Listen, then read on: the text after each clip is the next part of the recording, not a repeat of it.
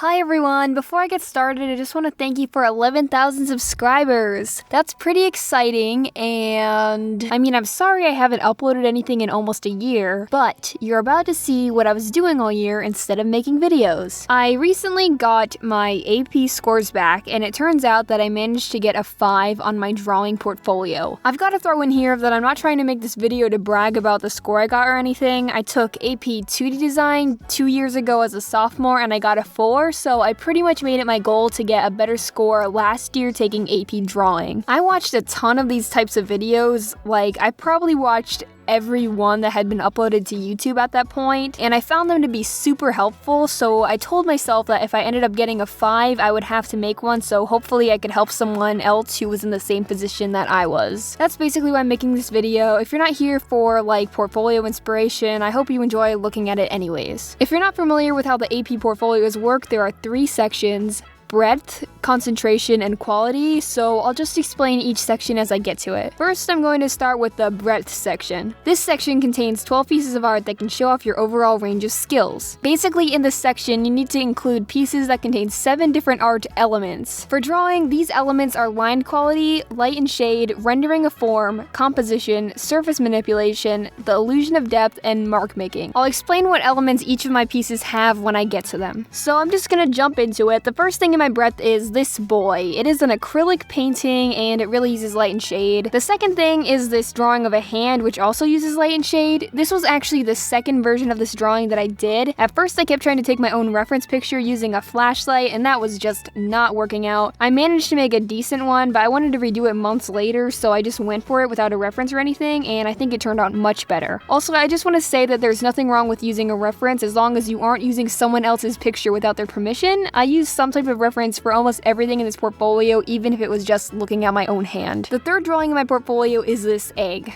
I obviously love eggs, and I had to include one. This piece shows rendering a form as it was as realistic as I could get it. Fourth is my wet drapery drawing, which also has rendering a form. I hate shading realistic fabric so much. This was a pain to draw, and I actually made it for a different class, and I figured I might as well reuse it for my portfolio. Number 5 is this batik triptych. If you don't know what a batik is, it's when you drip a bunch of wax on some fabric and then dye it to create layers of color. Let me just say, these are pretty annoying to make, but I think it added some variety to my portfolio in the end. Also, this one is of my own face, and while I don't like using my own face in art most of the time, it's just kind of weird to ask other people if I can take pictures of them for reference, so you gotta do what you gotta do. This one shows surface manipulation and composition. 6th is this forest drawing. That's pretty much it. It shows illusion of depth and expressive mark making. Number 7 is this heart thing. It is made of acrylic paint on cardboard that I cut up because I wanted to do more surface manipulation. I don't know if you can tell, but I used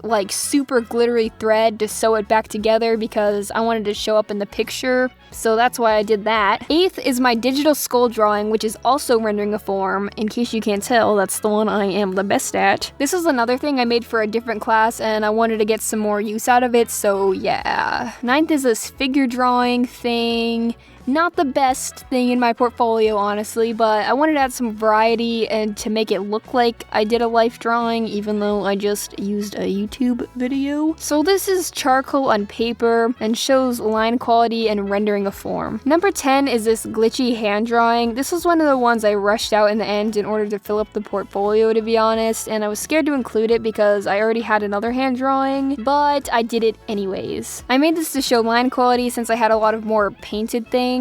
I don't know. 11th is this self-portrait that I made a really long time ago. I think this was actually in one of the first videos on my channel. I realized that I had no pencil drawings in my portfolio, and I did not feel like making a new one, and I thought it showed off my technical skill well enough, and I didn't use it in my portfolio last year since I had a similar one, so why not use it now? And finally, number 12 is this drawing I made while we watched Into the Woods in class. This shows illusion of depth and composition. I was pretty scared to include this because it's in more of a cartoony style, style, but you are supposed to show off the range of what you can make, and I thought I pulled it off pretty well, so I used it anyways. That is the end of the breadth section. The next section of the portfolio is the concentration. The point of the concentration is to demonstrate one specific idea or theme. I'm pretty sure this is why I got a 4 in my 2D portfolio. I spent the whole year trying to come up with an interesting theme, and I just couldn't, so I ended up just going with portraits because it was something I was comfortable with. Your concentration theme is supposed to be interesting and unique. That's why for my drawing portfolio, I wanted to do something based off of a story since I thought that would be easier for me. I actually ended up making a 12-page comic for my concentration. This was difficult because instead of making only 12 drawings, some pages had up to 10 panels. It was actually 70 panels altogether, which was really time consuming, so shout out to everyone who makes comics because it is really hard. While you are submitting your portfolio, you are able to write a description of what your concentration is about, and I didn't say exactly what I wrote, but I can rephrase it. So basically, I wanted to be able to tell a story using color. The story of my comic shows an abusive relationship and also uses the motif of animals with a predator and prey relationship. The protagonist of my story is a deer and the antagonist is a snake. I know what you're thinking, Casey, snakes don't eat deer. But don't worry, I did my research and anacondas actually do eat brocket deer, which live in the rainforest. But anyways, the protagonist is represented by cool colors and the antagonist is represented with warm colors. I was also able to show how the color blue can represent sadness, like at the beginning of the story, or happiness, like at the end of the story.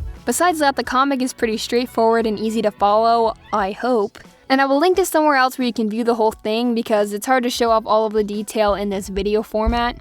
The final section of the portfolio is the quality section. The quality section is the 5 pieces of art that you physically send in to get graded by the college board. You are allowed to take art from your other 2 sections to get graded, so that's what I did. You can send anything in as long as it's flat and fits in the 18 by 24 inch envelope that they give you. So I sent my black and white painting, the 2 pages from my comic, my hand drawing, and my fabric drawing. Don't be afraid to send digital art, it works fine as long as you can get them printed, and my teacher also added them. So that is my entire portfolio. I hope this was helpful to someone out there. I should probably say some tips, but I don't know. I guess my only tips would be to make sure you get a solid concentration idea down and do not wait until the last minute because you'll just feel terrible and stressed out and your art probably won't be as good as it could be. If you've made it this far, thank you so much for watching. I really appreciate it. I really would like to post more on this channel, and I mean, I used to make story animations, but man, I am just the most boring person ever and I do not have a lot of interesting stories to tell, but I would like to animate more. Not sure what I'm gonna do next, so keep an eye out because who knows what's gonna happen. If you'd like to keep up with what I'm doing, I post a lot, well,